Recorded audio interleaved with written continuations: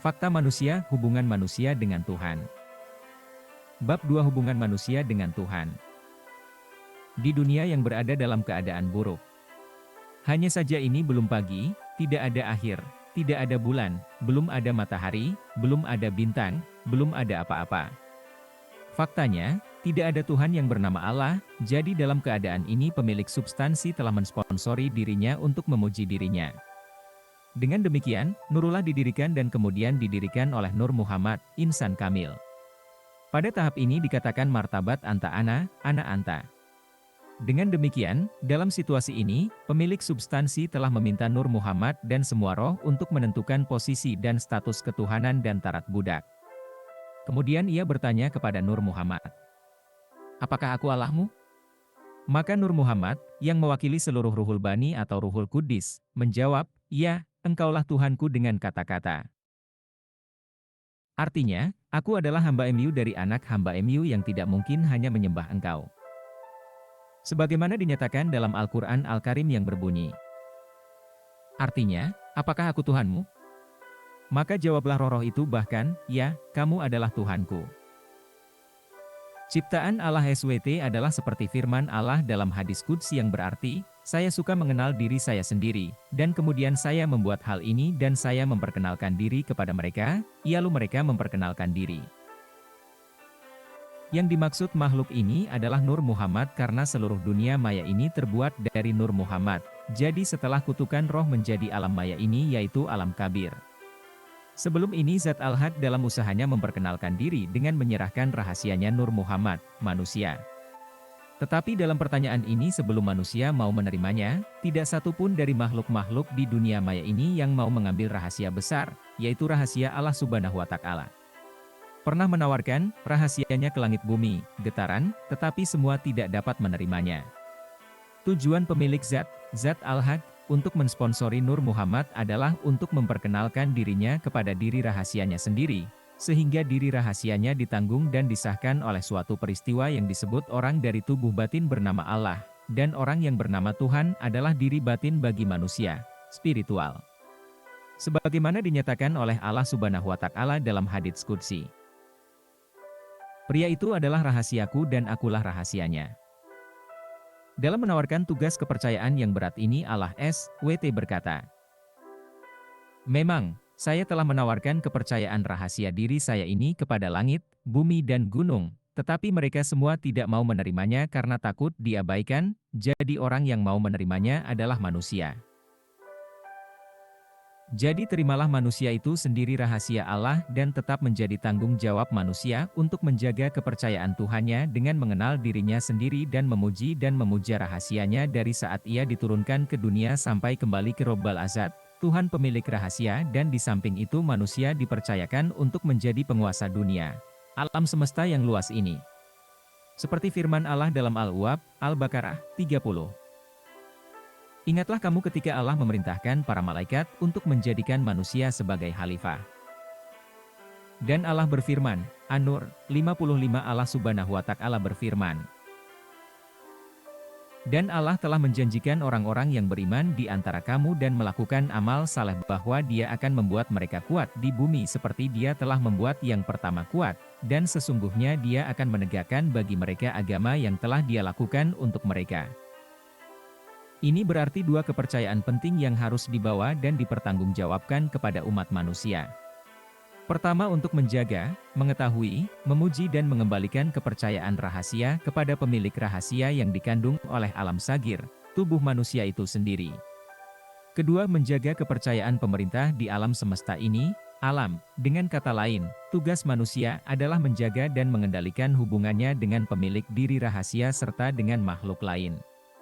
Karena diri rahasia telah diterima, adalah tanggung jawab manusia untuk memenuhi sumpahnya terlebih dahulu.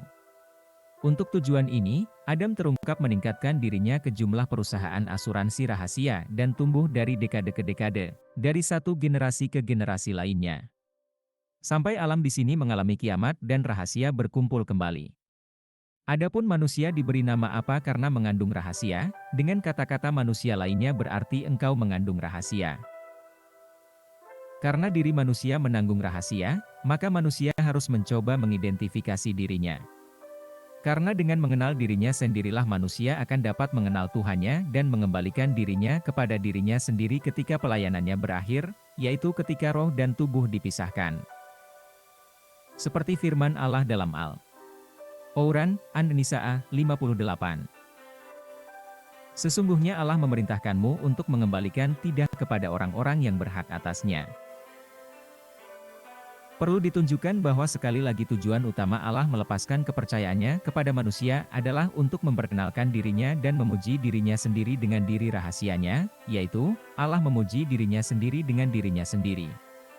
Sebagaimana Allah berfirman dalam hadits qudsi. Barang siapa mengenal dirinya sendiri, kenalilah Tuhannya.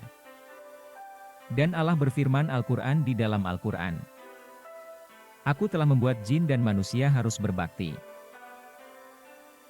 Dalam melaksanakan tugas sehari-hari dalam konteks hubungan manusia dengan Tuhannya dan untuk menentukan janji yang digenapi, sumpah dipertahankan, iblis ditugaskan bersama-sama dengan gerombolan setannya untuk menguji godaan keteguhan sumpah janji. Iblis dan teman-temannya akan melakukan yang terbaik untuk menyensor, mengklasifikasikan dan menentukan kesetiaan sumpah janji manusia kepada Allah SWT. Manusia yang tidak terarah dan kosong akan terbang sesuai dengan arus angin uji. Jadi kehilangan pria itu dan menjadi hewan berbicara yang baik. Tetapi bagi orang-orang yang tabah dan berprinsip, serta memahami dan mengetahui sumpahnya, maka mereka akan dapat duduk bersama Allah Subhanahu wa Ta'ala, dan mereka adalah orang-orang yang beruntung. Sebagaimana Allah Subhanahu wa Ta'ala berfirman, Yasin 60. Bukankah aku telah memerintahkanmu, wahai Bani Adam, agar kamu tidak tunduk kepada iblis? Sesungguhnya, iblis adalah musuhmu yang sebenarnya. Dan firman Allah Subhanahu wa Ta'ala, Al-Balad 4. Aku telah membuat seorang pria untuk diuji. Adapun manusia pada awalnya, sebelum diturunkan ke dunia maya dan pada masa bayi adalah bersih di sisi Allah SWT, tetapi setelah bergelombang dengan pengaruh lumpur-lumpur kehidupan manusia dan hanyut dengan arus ujian iblis dan gengnya dan gagal dalam tugas utamanya, manusia menjadi kotor, itu akan menutup pintu hubungan antara Tuhan dan hambanya. Karena Rasulullah Shallallahu Alaihi Wasallam bersabda, memang, kelahiran seorang anak itu bersih tetapi orang tuanya yang menjadikannya Yahudi atau Kristen atau Majusi. Setiap kali kotoran menghantam sampai benjolan darah kotor terbentuk di dasar hati manusia, maka itu berarti bahwa manusia tidak memiliki hati nurani, kalbi. Dan ketika orang ini menjadi kotor dan kehilangan kalbi, semakin jauh jarak antara Tuhan dan dirinya yang kotor. Seorang pria yang bertarung seperti ini akan terus hanyut dalam lumpur hidupnya di dunia ini. Orang-orang ini akan melupakan Tuhan mereka dan diri mereka sendiri. Hidupnya berpura-pura menjadi manusia tetapi dalam haknya lebih tercela daripada pada hewan. Manusia jenis ini memiliki mata tetapi buta, memiliki telinga tetapi tuli dan memiliki hati tetapi tidak dapat mengamati. Seluruh fasilitas rezeki digunakan untuk tujuan mengabaikan dan menjauhi hubungannya dengan Allah Subhanahu wa Ta'ala. Ia hanya pandai menyumbat perutnya yang bodoh dengan makanan, menyucikan tubuhnya dengan sabun-sabun ini, namun ia melepaskan rahasia Allah yang berada di tubuhnya kelaparan tipis-tipis berkilauan dan kotor seperti bangkai kadal busuk. Penghinaan pria ini membuatnya jijik lebih dari apapun. Allah Subhanahu wa Ta'ala berfirman, kami telah membuat manusia dalam bentuk terbaik, dan kemudian kami mengembalikannya ke tempat yang tercela. Dan Allah Subhanahu wa Ta'ala berfirman, Al-A'raf 179. Dan aku melarang ke neraka jin dan orang-orang yang memiliki hati tidak mengamati dan memiliki mata yang tidak melihat dan memiliki telinga untuk tidak mendengar. Mereka seperti ternak, bahkan lebih tercela daripada mereka yang lalai. Dengan demikian, manusia akan menghadapi penyakit darah kotor hati yang menyebabkan manusia merana dalam kegelapan, menyesal atas kembalinya pangkuan Tuhan. Bahkan, pria ini akan menutup pintu ketergantungannya untuk terhubung dengan Allah Subhanahu wa Ta'ala selama hidupnya di dunia maya ini. Allah Subhanahu wa Ta'ala berfirman, Tuhan telah mengunci mata hati mereka dan pendengaran mereka dan penglihatan mereka tertutup. Dan firman Allah lagi, di dalam hati mereka ada penyakit, dan Allah sakit, dan bagi mereka siksa kebohongan mereka. Orang-orang ini rela menipu Tuhan mereka, menipu orang-orang dan bahkan menipu diri mereka sendiri. Inilah yang disebut pria bertelinga sapi. Bangkai kering dan hati-hati bermata ikan. Allah Subhanahu wa Ta'ala berfirman, Al-Baqarah 9. Syariah.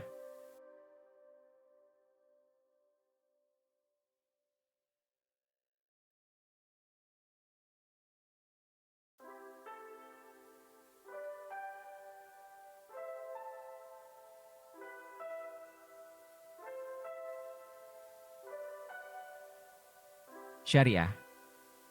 Berdasarkan atraksi. Sebenarnya, secara makrifat, sesungguhnya dengan mengetahui cara-cara ikatan antara hamba dan Tuhannya, manusia itu akan menjadi orang yang baik dalam hubungannya dengan Allah dan hubungannya dengan makhluk-makhluk. Maka orang ini akan diberkati dengan kesenangan dan bersama Tuhannya. Satu jalan syariat. Adapun yang disebut jalan syariat adalah jalan yang membentuk aturan, program dan peradaban antara manusia dan Tuhan, dan sesama manusia dan makhluk lainnya. Sesungguhnya aturan-aturan syariat telah digariskan oleh Allah dalam Al-Quran dan juga digariskan oleh Rasulullah SAW melalui percakapannya, dan jika manusia benar-benar mengikuti kaidah-kaidah syariat ini maka manusia tidak dapat tersesat dalam kehidupannya di dunia ini dan aman di akhirat. Sebagaimana dinyatakan oleh Nabi SAW. HR. Muslim. Kamu tidak akan tersesat selama kamu berpegang pada kitab Allah dan sunnah Rasulullah. Dalam aturan-aturan ini, Allah telah menguraikan konteks hubungannya dengan manusia, hukum-hukum kehidupan secara individu dan dalam masyarakat. Membahas masalah iman, tentang ibadah, muamalat, munakahat dan aturan lainnya untuk kebahagiaan manusia di antara manusia dan kebahagiaan manusia dengan Allah Subhanahu wa Ta'ala untuk dunia ini dan akhirat. Pedoman hidup yang ditetapkan tentang mana yang wajib, haram, khitan, harus dan makruh, dosa, pahala, surga dan neraka. Dengan kata lain, syariah menguraikan dasar pohon melakukan apa yang diperintahkan dan apa yang dilarang ditinggalkan. Adapun tingkat syariat adalah tahap aturan pengabdian budak kepada Tuhannya, maka dengan mengikuti pedoman dan peraturan yang ditentukan, manusia dapat menjadi budak terbaik. Ini adalah masalah yang harus diingatkan pada tahap syariah ini. Praktisinya benar-benar mengharapkan sesuatu sebagai imbalan atau imbalan dari semua yang dia lakukan. Dan dengan upah kerja merekalah mereka yakin untuk menentukan apakah mereka diberkati dengan surga atau dipaksa untuk menceburkan diri ke neraka. Jadi di sini dapat disimpulkan bahwa tujuan utama para praktisi syariat adalah surga dan sejauh mungkin dari neraka. Mereka memiliki kepercayaan pada kebaikan untuk kejahatan untuk dikompensasi untuk kejahatan. Berdasarkan firman Allah, Az-Zalzalah 7:8. Siapapun yang berbuat baik seukuran partikel, tidak peduli bagaimana dia akan melihat balasannya, dan siapapun yang melakukan kejahatan sebanyak partikel, dia akan melihatnya. Dan Allah kembali berfirman, Al-Mu'minun 102-103.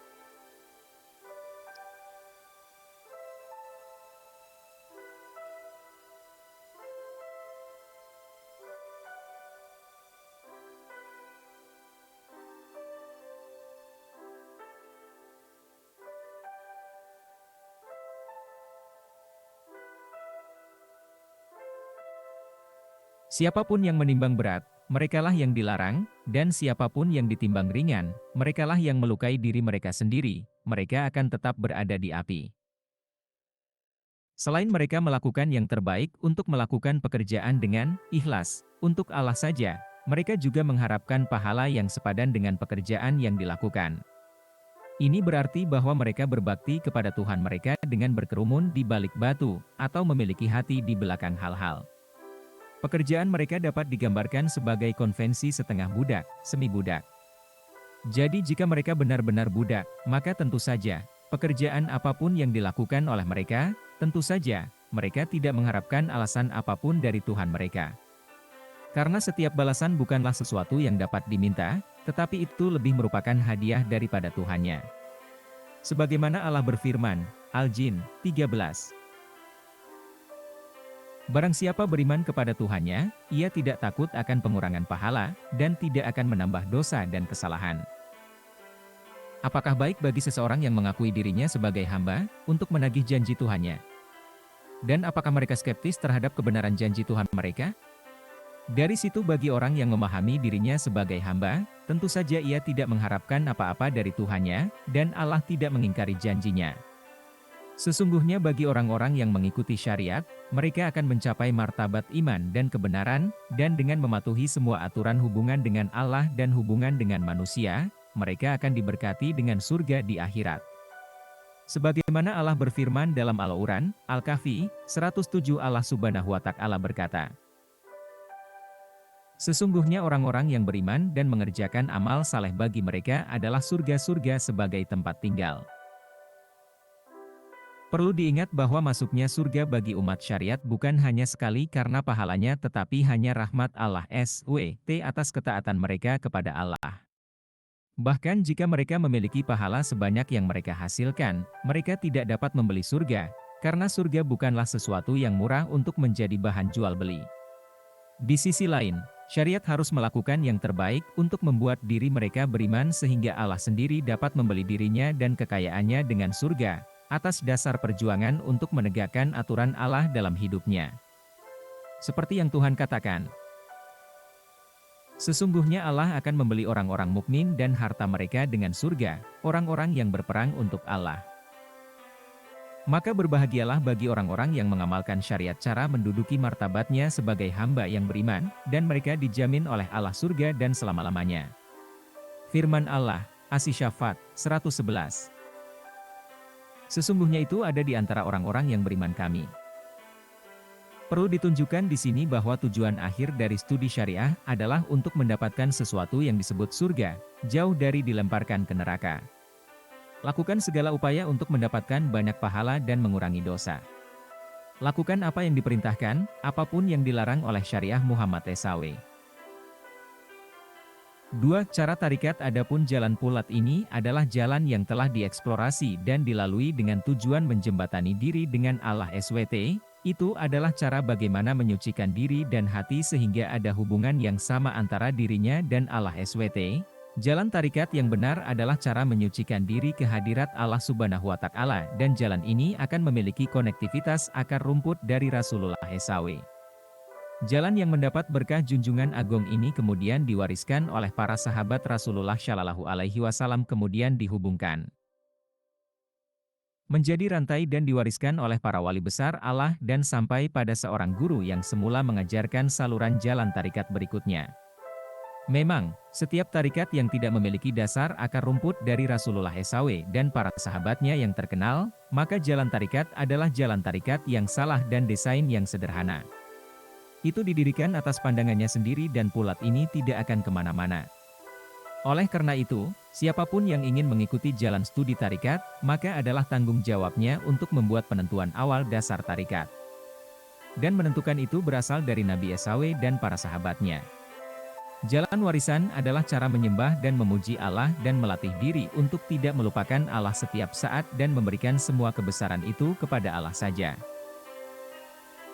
Cara menyucikan diri dan hati adalah melalui proses mengendalikan hawa nafsu yang dimiliki manusia, sehingga mereka tidak lalai dan melupakan diri dengan Tuhannya lalu bangun memberikan keagungan kepada Allah Subhanahu wa Ta'ala. Seperti yang Allah katakan dalam Al-Quran. Wahai orang yang tertutup, bangunlah, dan peringatkan dan Tuhanmu memberkati dan pakaian, lahir dalam ke atas, membersihkan. Selain itu, tarikat menjaga dirinya sendiri sehingga ia akan mencintai Tuhan, dan Tuhan mencintai dirinya sendiri. Seperti yang Tuhan katakan, mereka mencintai diri mereka sendiri seperti mereka mencintai Tuhan, sementara yang setia masih mencintai Tuhan. Dan Allah kembali berfirman dalam Al-Quran, Ali Imran ayat 31. Katakanlah, jika kamu mencintai Allah, maka ikutilah aku, karena Allah mencintaimu dan mengampuni dosa-dosamu. Dan Allah Maha Pengampun lagi Maha Penyayang. Adapun nafsu yang dimiliki manusia sebagaimana tercantum dalam Al-Quran, dibagi menjadi 7. Amarah, Lawamah, Malhamah, Mutmainah, Radiyah, Mardiyah, Kamaliyah. dan mengenal dari nafsu ini, maka orang-orang tarikat akan mencapai segera pada tingkat nafsu seperti itu yang memiliki kelebihan yang berbeda antara nafsu lainnya dan lainnya. Untuk mengenali dan mencapai nafsu langsung, seseorang harus menuntut dan mengamalkan saluran pengetahuan dari guru-guru mursyidnya, dan mampu mencapai martabat nafsu tersebut. Selain mereka sesuai dengan tips yang diatur oleh guru mereka dan satu tahap ke satu tahap sampai mereka menjadi kamil, insan kamil, dan dihina oleh Allah di dunia ini dan akhirat. Mereka harus menjalani tugasnya dengan tekun dan mudah agar segera tercapai.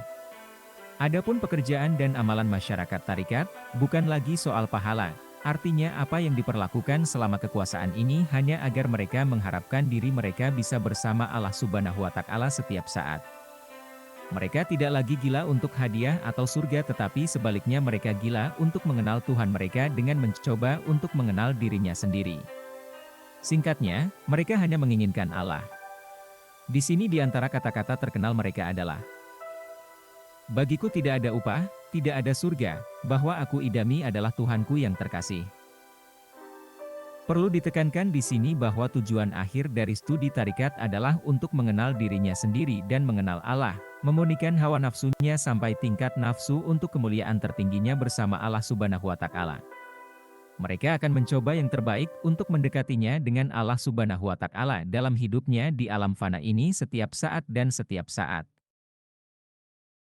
3. Jalan fakta ketiga adalah jalan fakta dan adapun jalan pengetahuan tentang fakta ini adalah cara menyelam dan mengenal diri sendiri, yang merupakan satu-satunya jalan menuju swasembada dengan Allah Subhanahu wa Ta'ala dan juga jalan yang dilalui oleh para wali Allah, arifin billah dan aulia.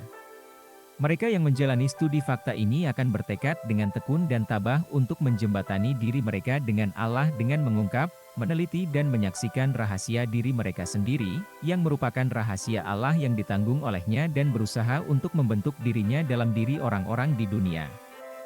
Bagi mereka yang ingin pergi ke hadirat Allah di jalan yang benar ini, maka mereka harus terlebih dahulu menjalani sarana tarikan, dan membersihkan diri dari segala bentuk syirik kepada Allah Subhanahu wa Ta'ala, apakah itu syirik khafi dan syirik jali. Mereka harus menjalani sebuah perguruan tinggi dengan guru-guru seni dan makrifat dan mursyid yang memiliki pengetahuan yang luas dan mencapai martabat mereka. Selain itu, orang-orang nyata harus menerima pendidikan rinci dari guru-guru supranatural, yang terdiri dari wali besar Allah, para nabi dan rasul. Guru-guru supranatural ini akan mengajar seseorang bersama guru-guru mursyid yang melatih mereka untuk hidup di ranah sains. Para guru supranatural akan mengajari mereka pengetahuan sejati tentang laduni, seperti yang dijelaskan dalam bab berikutnya. Untuk pengetahuan yang lebih jelas silahkan bertanya kepada guru makrifat. Dengan melalui jalan yang benar, manusia akan mencapai tingkat yang tinggi dengan Allah SWT, dan sesungguhnya orang-orang saleh yang mencapainya segera, dan mereka dapat duduk bersama Allah di dunia ini dan akhirat. Orang-orang yang benar maka tidak hanya akan mulia di sisi Allah, tetapi juga akan mendapatkan kemuliaan di antara orang-orang dan dipuja oleh orang-orang sepanjang hidup mereka. Perlu ditekankan di sini bahwa tujuan akhir dari studi fakta adalah untuk menjadi Allah dalam fisik dan batin dalam murtabat kemuliaan orang-orang kamil mulkamil. Tidak ada apa-apa dalam dirinya kecuali Allah. 4. Jalan makrifat. Sementara jalan makrifat ini merupakan jalan yang telah dilalui dan dialami oleh para wali agung Allah, arifin billah dan aulia, para nabi dan rasul.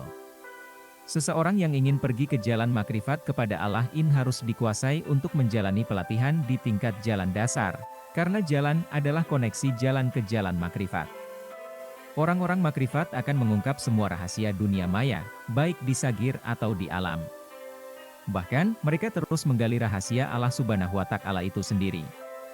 Bagi mereka yang melalui jalan makrifat, mereka dibina tidak hanya oleh guru-guru zahir, yang benar dan makrifat, guru-guru supernatural yang merupakan wali Allah, para nabi dan rasul-rasul, tetapi juga bagi mereka yang menuju ke jalan makrifat akan diajarkan oleh Tuhan mereka melalui guru batin dari diri rahasia Allah, diri rahasianya sendiri.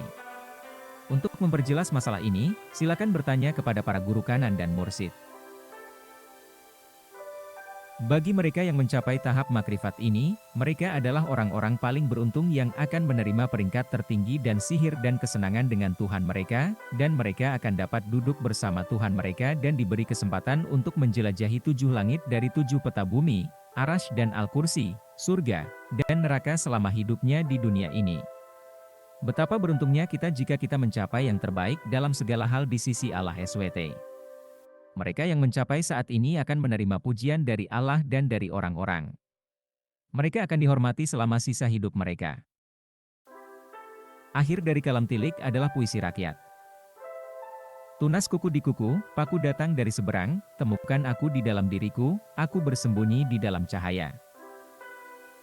Namun, harus dijelaskan di sini bahwa tujuan akhir dari studi makrifat adalah untuk kembali menjadi Tuhan di mertabat dan kita ke dunia supranatural yaitu ahdah. Untuk pemahaman yang lebih dalam silahkan bertanya lagi kepada umat makrifat mursyid. Tidak ada yang nyata bagiku, hanya kamu, aku seorang penelepon rahasia, tidak ada rasa berat dalam imanku, tetap setia, menjunjung tinggi kepercayaanmu, aku tidak menepati janji yang mungkin dilanggar. Janji mengikat saya simpul rapi, tidak ada formula yang mengendurkannya kembali.